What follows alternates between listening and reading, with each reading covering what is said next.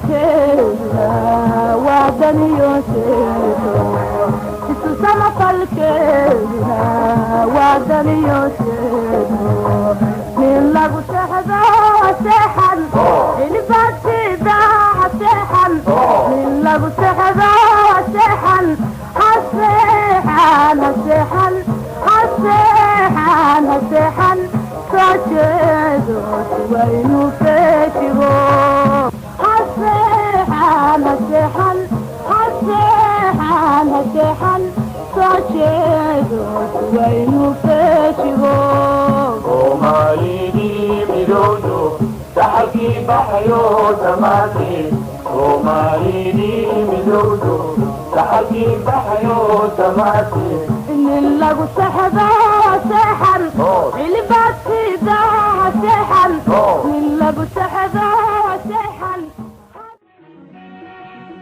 The Ethiopian rout from the hill forts of Jinasane was total. Huge quantities of abandoned armor would go to swell the liberation arsenal. هسحن هسحن هسحن هسحن سجدوا وينو فيجوا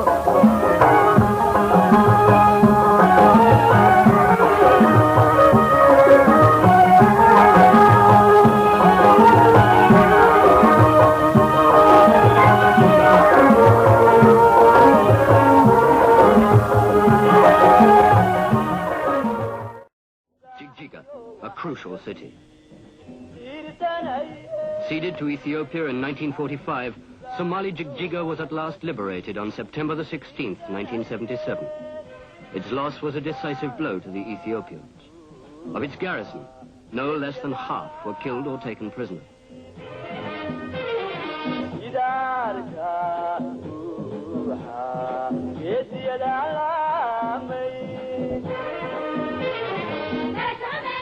Of its weaponry, masses lay intact for reuse in the battle for total liberation.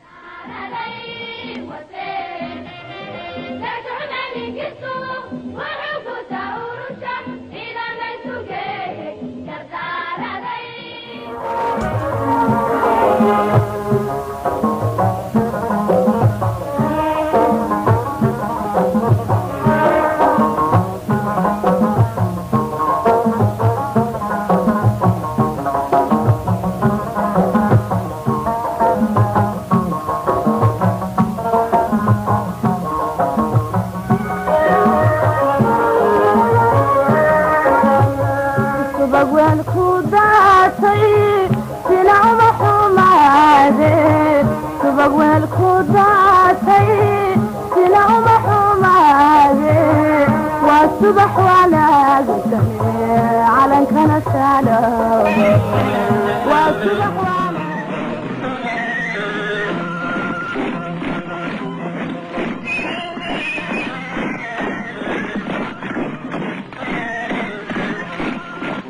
A pattern of teaching was building up inside the liberated zones. First, learn physically how to defend your gains. Then, learn mentally how to use the freedom. على كان السلام من لابو سحب السحن اللي بعد داع السحن من لابو سحب السحن السحن السحن السحن السحن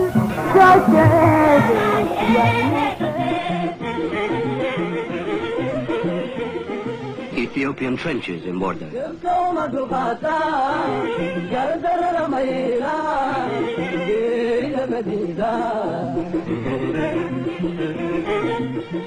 And the ruins of the township itself after the liberation battle. Here again, the occupation forces were routed. With no incentive to hold them on foreign soil, they turned to the ruthless destruction of buildings and property before quitting the field and vast quantities of military equipment.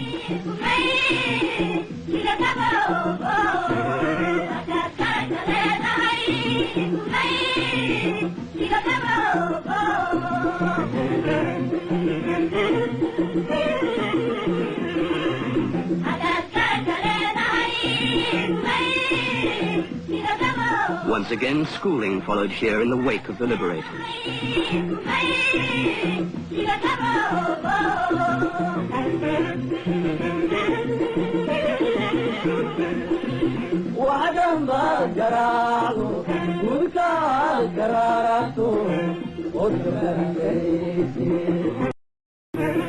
Schooling came also to the movement's new recruits, this time in battlefield first aid.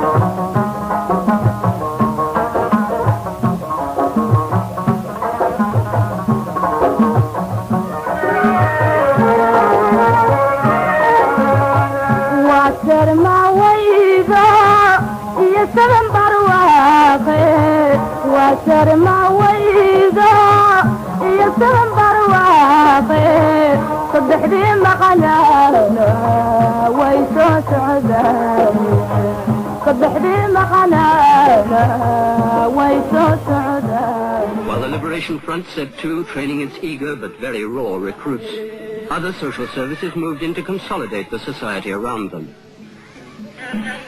Medical attention was paid to Somali civilians, probably for the first time in their lives.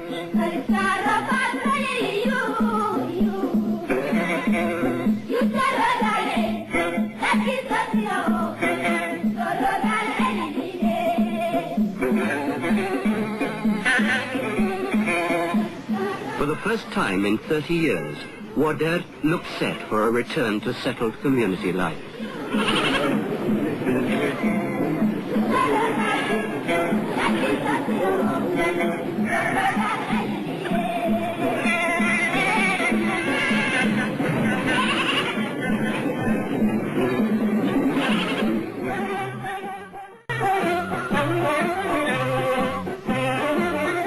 Ethiopian remains from the battle for Gabri Dahar.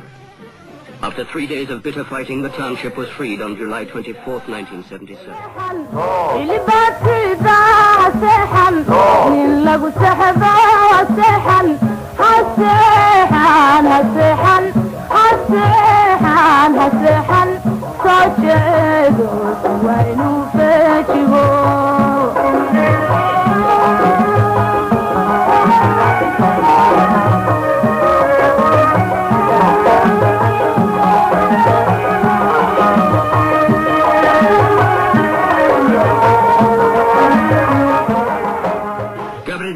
Was the final rift in the Ethiopian defense line across the Somali Ogaden.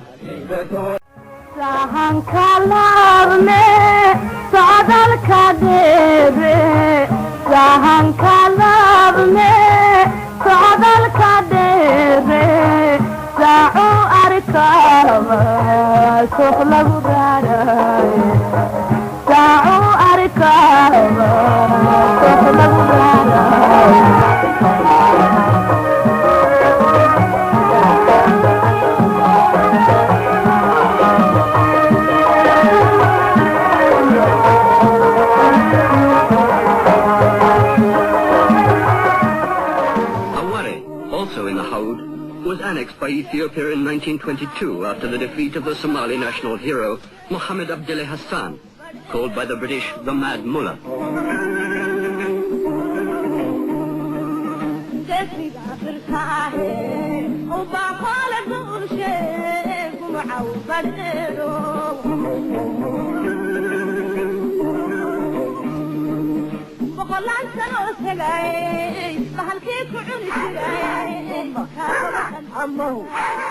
When Awari was liberated, its Muslim Quranic schools were immediately reopened after long years of enforced closure under Ethiopia's Christian rule.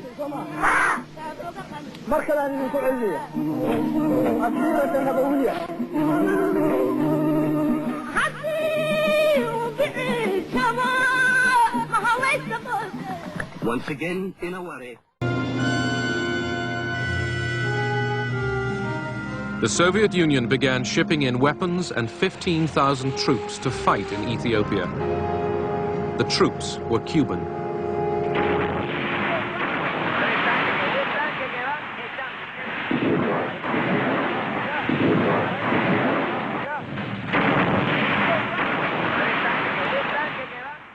It was the only operation we conducted in full agreement with the Soviets.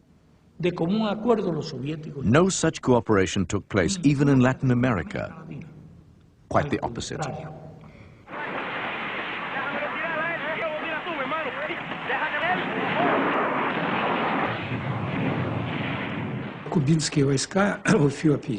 The Cuban troops in Ethiopia played a very important role.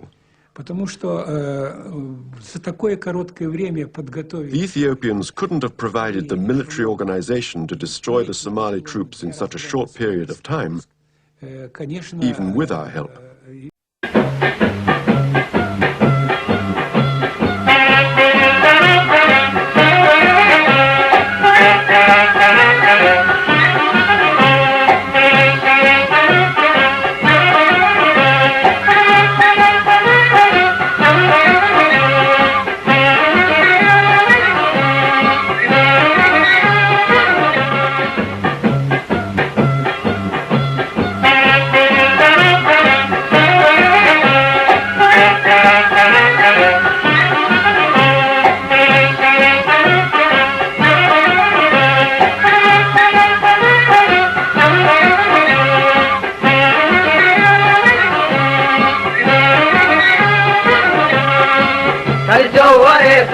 وليدا وليدا مبسو وليدا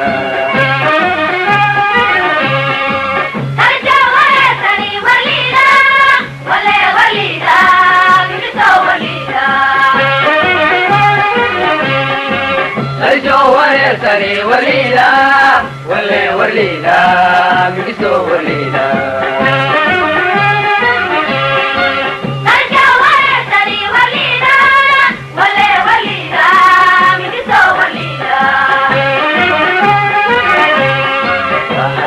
كويد الوالد وعيسى تدوينا حقيتي والد وعيسى ويلكي عرورتي والد وعيسى إيري وعنانا والد وعيسى ناحد وبليتي والد وعيسى والد وعيسى